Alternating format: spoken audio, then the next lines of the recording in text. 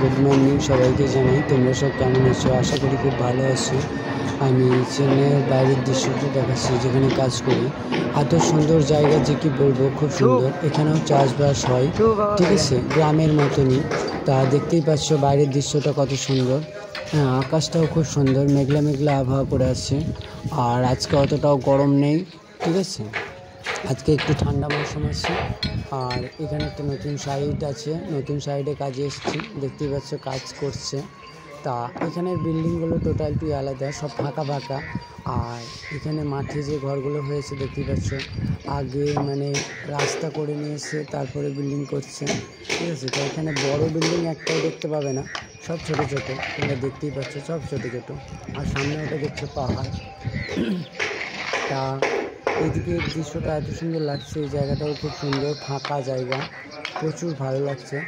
আর এখানে হাওয়া সবসময় চলছে, রোদ হলেও হাওয়া চলে, খুব সুন্দর ঠান্ডা মৌসুম থাকে এখন। মানে আজকাল মানে 2-3 দিন 4 দিন আর কি মেঘলা মেঘলা আবহাওয়া করে আছে, কাজ করতেও ভালো লাগছে। দেখতে পাচ্ছি আমরা 4 জন এসেছি, এখানে কাজ করছি। হ্যাঁ, তা দেখতে পাচ্ছি কত সুন্দর ফাঁকা মাঠটা, কত সুন্দর লাগছে। তা এটা হচ্ছে চেন্নাই। কিছু কিছু চেন্নাইয়ের জায়গা আছে খুবই সুন্দর, আর কিছু কিছু জায়গা আছে ভালো লাগছে না। চেন্নাই এরকম মানে রুম থাকে, ঠিক আছে, আমাদের থাকার জন্য এরকম রুম থাকে।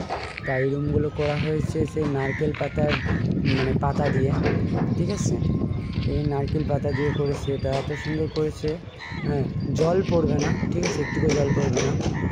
আর ফাঁকা ফাঁকা জায়গায় মানে বিল্ডিং করেছে, 1 তলা আর 2 তলা, এর বেশি নেই, 2 তলা বা 3 তলা এরকম আছে। আর এমনি বড় বিল্ডিং কিছু নেই। দেখতেই পাচ্ছ এখানে আবার একটা নতুন বিল্ডিং তৈরি হচ্ছে, আর যেখানে রান্নাবান্না করে। কিন্তু আমরা এখানে থাকি না, আমরা অন্য সাইডে থাকি। এখানে জাস্ট এসছি অন্য জায়গায় কাজে, ঠিক আছে, যেমন আমরা অন্য জায়গায় কাজে যাই, গ্রামে যেমন যাই সেরকম এসছি, ঠিক আছে। এই যে বিল্ডিংয়ের ছকটা দেখতেই পাচ্ছি কত সুন্দর, আগে ইট তুলে রেখে দিয়ে সেরকম। আর গ্রামের মতনই ইটগুলো, সব ইটগুলো এরকমই, আমাদের গ্রামে যেরকম ইট পাওয়া যায় ওরকমই।